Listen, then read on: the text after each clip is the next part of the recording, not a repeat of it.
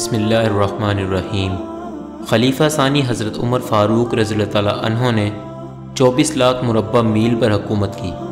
راتوں کو اٹھ اٹھ کر پہرا دیتے تھے۔ کہتے تھے اگر فرات کے کنارے پر ایک کتا بھی پیاسا مر گیا تو کل قیامت کے دن عمر سے اس بارے میں پوچھا جائے گا۔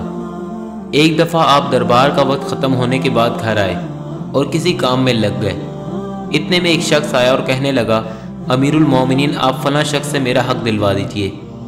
آپ کو بہت غصہ آیا اور اس شخص کو ایک پیٹھ پہ درہ مارا اور کہا، جب میں دربار لگاتا ہوں تو اس وقت تم اپنے معاملات لے کر آتے نہیں، اور جب میں گھر کے کام کاج میں مصروف ہوتا ہوں تو تم اپنی ضرورتوں کو لے کر آ جاتے ہو۔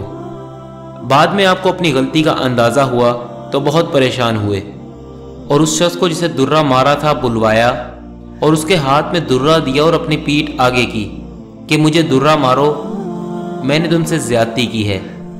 وقت کا بادشاہ 24 لاکھ مربع میل کا حکمران ایک عام آدمی سے کہہ رہا ہے، میں نے تم سے زیادتی کی ہے، مجھے ویسی ہی سزا دو۔ اس شخص نے کہا، میں نے آپ کو معاف کیا۔ آپ رضی اللہ تعالیٰ عنہ نے کہا، نہیں، کل قیامت کو مجھے اس کا جواب دینا پڑے گا۔ تم مجھے ایک درہ مارو تاکہ تمہارا بدلہ پورا ہو جائے۔ آپ رضی اللہ تعالیٰ عنہ روتے جاتے تھے اور فرماتے، اے عمر تو کافر تھا، ظالم تھا، بکریاں چراتا تھا، خدا نے تجھے اسلام کی دولت سے مالا مال کیا اور تجھے مسلمانوں کا خلیفہ بنایا۔ کیا تو اپنے رب کے احسانوں کو بھول گیا؟ آج ایک آدمی تجھ سے کہتا ہے کہ مجھے میرا حق دلاؤ تو اسے درہ مارتا ہے۔